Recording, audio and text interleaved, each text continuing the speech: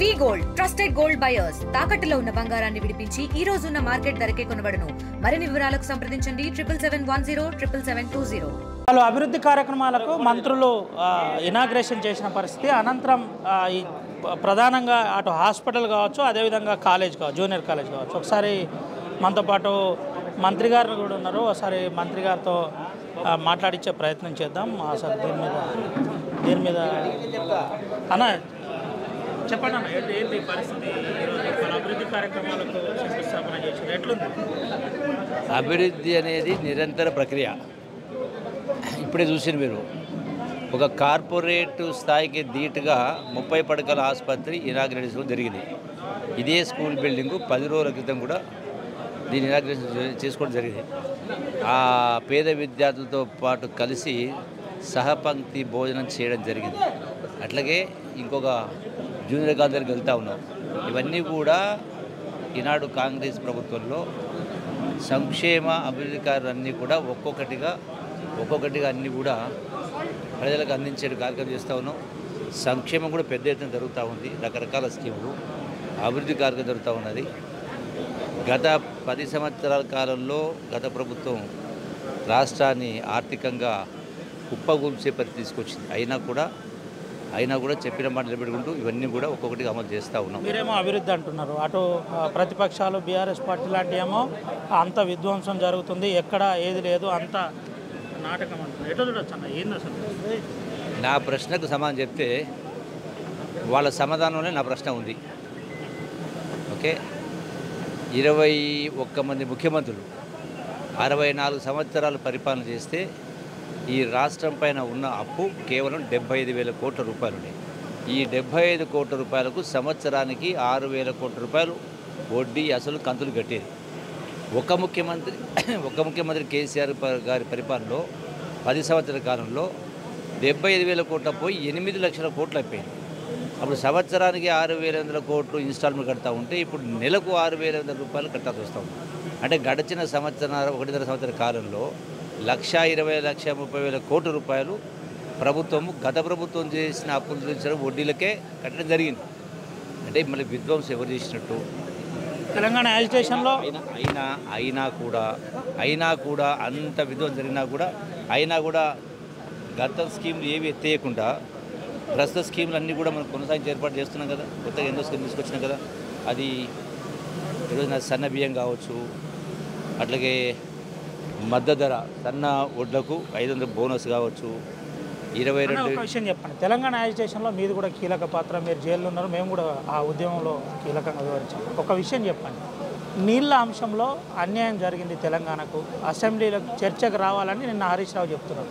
ఒక ఉద్యమకారుడిగా, మంత్రిగా ఏం చెప్పబోతున్నారు?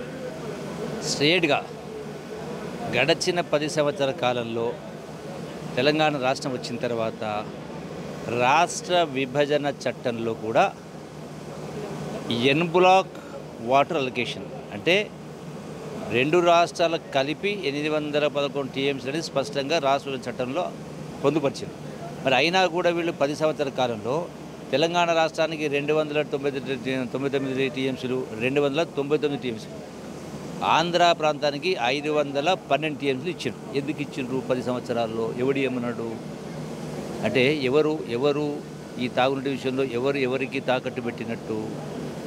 దీనికి సమానం చేస్తే ఇప్పుడు అన్నం ఉడికిందా లేదా అని మొత్తం పట్టుకొని చూడాల్సిన అవసరం ఒక మెతుకుతో అర్థమైంది.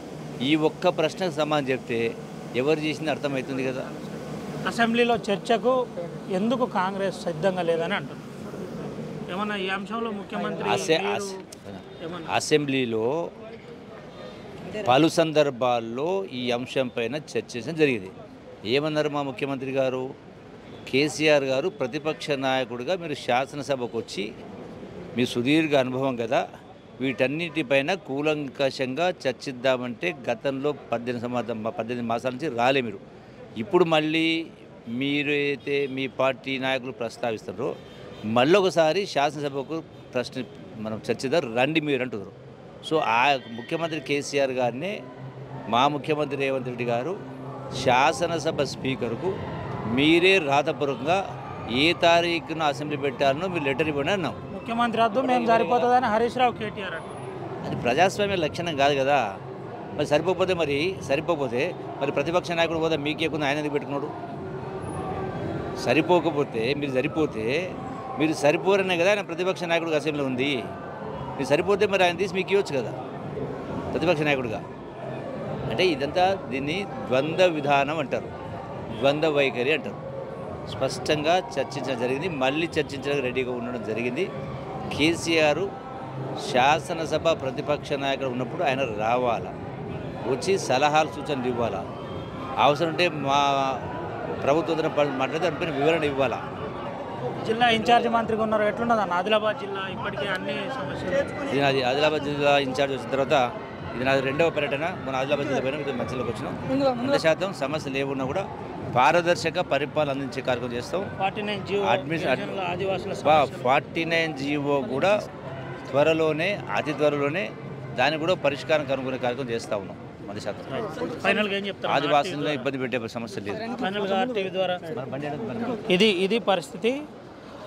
ఒకవేళ ముఖ్యమంత్రి చర్చకు రమ్మన్నప్పుడు ఎందుకు రాలేదని సూటిగా అడుగుతున్న పరిస్థితి. దీంతోపాటు పలు అంశాలు జిల్లా ఇన్ఛార్జ్ మంత్రి జూపల్లి కృష్ణారావు మాట్లాడి నీళ్ళ అలికేట్ విషయంలో బీఆర్ఎస్ గత ప్రభుత్వం తప్పు చేసింది, గత ముఖ్యమంత్రి తప్పు చేశాడని చెప్పిన పరిస్థితి. అనంతరం ఇప్పుడున్న పరిస్థితుల్లో కేటీఆర్ హరీష్ రావు కాదు, అటు నేరుగా కేసీఆరే రావాలని జిల్లా ఇన్ఛార్జ్ మంత్రి జూపల్లి కృష్ణారావు చెబుతున్న పరిస్థితి. దీంతోపాటు 49 జీవో అంశంలో ఎక్కడ తగ్గేదే లేదు, ఆదివాసీలకు అనుగుణంగా మేము ఉంటామని ఆర్టీవీతో ఎక్స్క్లూజివ్గా జూపల్లి కృష్ణారావు మాట్లాడిన పరిస్థితి. సుమంతో రవినాయక్, ఆర్టీవీ ఆదిలాబాద్. తెలుగులో న్యూస్ కి ఫాస్టెస్ట్ యాప్ ఇప్పుడు టోటల్లీ న్యూ అవతార్లో జస్ట్ 5 seconds లో కంప్లీట్ న్యూస్. సోషల్ మీడియాలో ట్రెండ్స్ కి one stop solution. Live TV app voice search option తో ఇప్పుడే డౌన్లోడ్ చేయండి లేదా అప్డేట్ అయిపోండి. యాప్ లింక్ డిస్క్రిప్షన్ లో ఉంది.